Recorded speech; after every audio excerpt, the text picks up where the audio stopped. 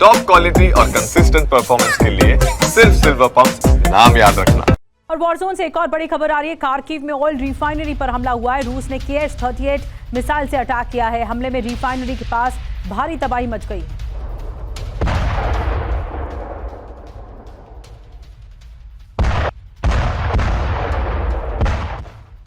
वहीं कीव में रूसी हमले का नया वीडियो सामने आया है। रूस के मिसाइल अटैक से दहला है कीव। धमाके के बाद शेल्टर होम में अफरा तफरी मच गई।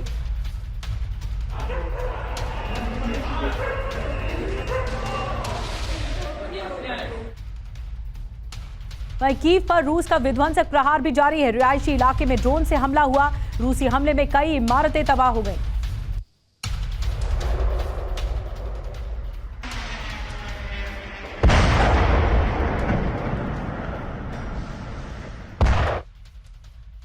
रूस के हमले से कीव में भारी तबाही मच रही है। रूस के ड्रोन अटैक से कई इमारतें तबाह हो गई हैं। було влучання ракети. Наслідки ворожих дій.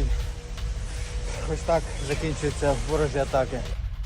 В який और अब रूस को यूक्रेन के हमले का भी डर सता रहा है। रूसी एयरबेस पर एयरक्राफ्ट शेल्टर बनाए गए हैं। क्रीमिया, कुर्स्क और खिलोनी की सैटेलाइट इमेज सामने आई है।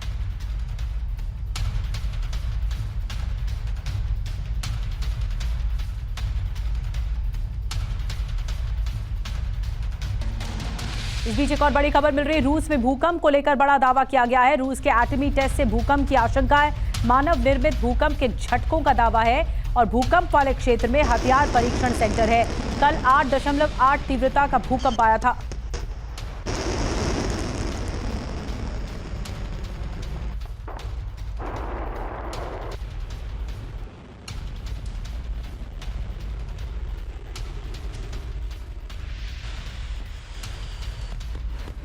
तो भूकंप आने के पीछे वजह क्या हो सकती है? क्या पुतिन ने एटम बम फोड़ा है? अब सवाल यह है कि क्या रूस के परमाणु परीक्षण से यह भूकंप आया? क्या सुनामी के पीछे रूस का एटम बम था? दावा क्या है? आपको बताते हैं, ट्रंप की धमकी के जवाब में रूस का परमाणु परीक्षण हुआ। जहां भूकंप का केंद्र था वहां रूसी एटमी सबमरीन बेस है। रूसी पोसाइडन हथियार में सुनामी पैदा करने की क्षमता है। इसी क्षेत्र में परमाणु हथियारों से लैस टॉर्पीडो का निर्माण भी हुआ।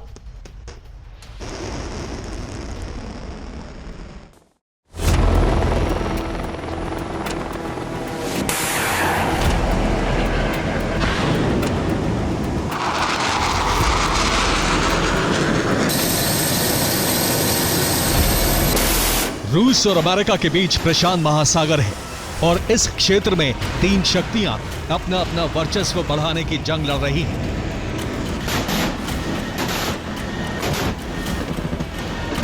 ये हैं रूस, अमेरिका और चीन।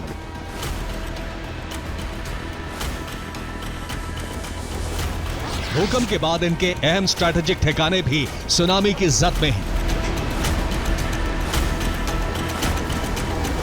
प्रशांत क्षेत्र में रूस के 2 एटमी सेंटर हैं। इनमें दूसरा केंद्र है रूस का एटमी सेंटर कुरिल आइलैंड्स। इस द्वीप समूह पर जापान के साथ रूस का विवाद है। यहां मिसाइल टेस्ट सेंटर और न्यूक्लियर हथियारों के अंडरग्राउंड स्टोर बनाए गए हैं।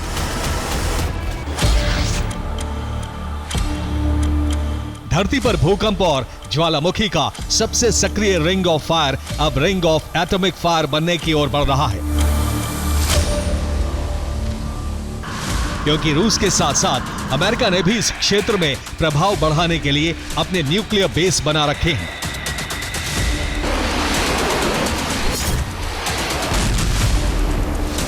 जापान के योकोहामा में अमेरिका का नेवल बेस है। यहां यूएस नेवी के पैसिफिक फ्लीट के जहाज तैनात हैं। इसके साथ ही यूएस की न्यूक्लियर पावर्ड सबमरीन का अंडर वाटर बेस भी है।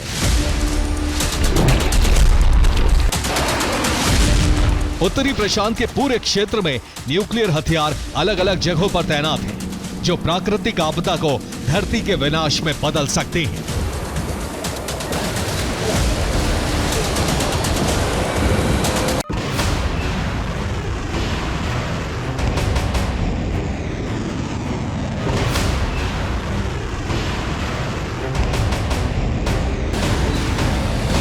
ये तय है कि प्रशांत महासागर के जिस हिस्से में भूकंप के बाद सुनामी आई है, उस हिस्से में करीब 500 परमाणु हथियार हो सकते हैं।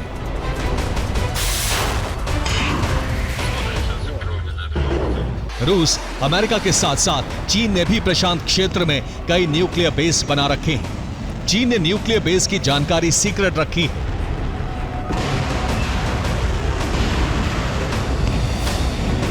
लेकिन चीन ने अपने ईस्ट कोस्ट पर 7 से ज्यादा न्यूक्लियर ठिकाने बना रखे हैं।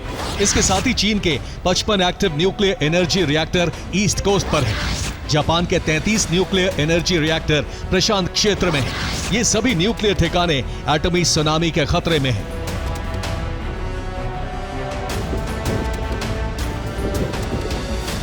अब से पहले भी भूकंप के बाद आई सुनामी ने जापान में बड़ी तबाही मचाई थी।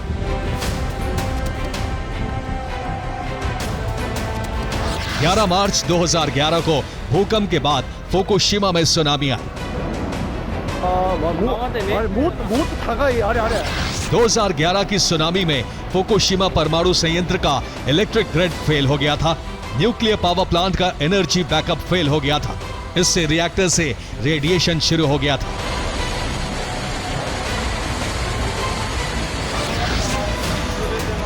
हालांकि इस बार सुनामी की वार्निंग के चलते बड़े शहर खाली करा लिए गए हैं, लेकिन इन खाली शहरों में रखा परमाणु बारूद अभी भी वही है और समंदर से उठी लहरें धरती पर एटमी सुनामी ला सकती हैं।